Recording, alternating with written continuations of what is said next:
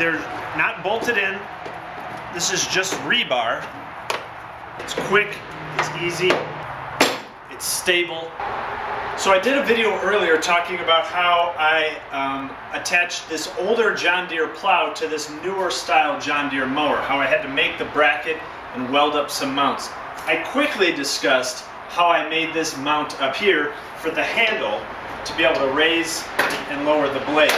But I wanted to go into a little more detail about making the actual handle and how you could use these cargo mount system holes for other projects for this type of mower.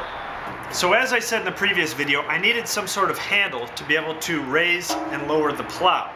And I could have attached it somewhere down on the footboard or somewhere here in the engine compartment. There might have been a bolt. But I thought these two cargo mount holes would be perfect. And they're not bolted in. This is just rebar. That is a solid piece of rebar here, and I welded these two 3 or 4 inch rebar posts on the bottom. And they just fit in with pressure and friction. There's no bolts holding them in. And once they're in there pretty tight. In order to make this, you could measure, but you can see there's all these ridges up here in front. It would be hard to get a good measure point with a measuring tape on these two holes. So the best way to do it is to use a piece of wire or a hanger. So I use this piece of aluminum wire, and I really carefully got it so that the points were right on the center of the hole. I then took that to my welding table when I welded this up, and I had an exact template. As you can see, it lines up right where my pins are. And I got lucky on the first shot that it lined up perfectly. That usually doesn't happen. The holes itself are actually a little smaller than this rebar, but again, that worked out perfect. I just had to grind down a couple of these sides, and I left the ridges, so there's still some ridges on some of these points, and that creates just enough friction that this is held in there and it won't come out easily. But again, you can use the measuring tape, but a little guide or a template works even better. Something physically you can set down and just line up those points when you weld the pins on. You can barely see it written on here, but it says cargo mount system. There's 2 holes up front here, and there's 4 here in the back. There's actually 2 in the back. And that's used for adding attachments and covers and hoods and leaf collection systems.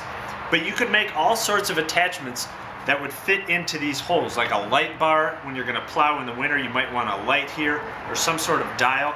They create a perfect attachment points. Once you have a bar like this, you could attach anything on here. You know, lights, cup holders, dials, any type of thing for the engine. This would make a great mounting point for that. So again, this isn't anything specific about this setup, but a piece of simple rebar, a 1/2 inch, that will fit into these holes. You can grind it down so it fits nice and tight. Use a little piece of wire or coat hanger as a template, better than measuring. Something physical you can line up with.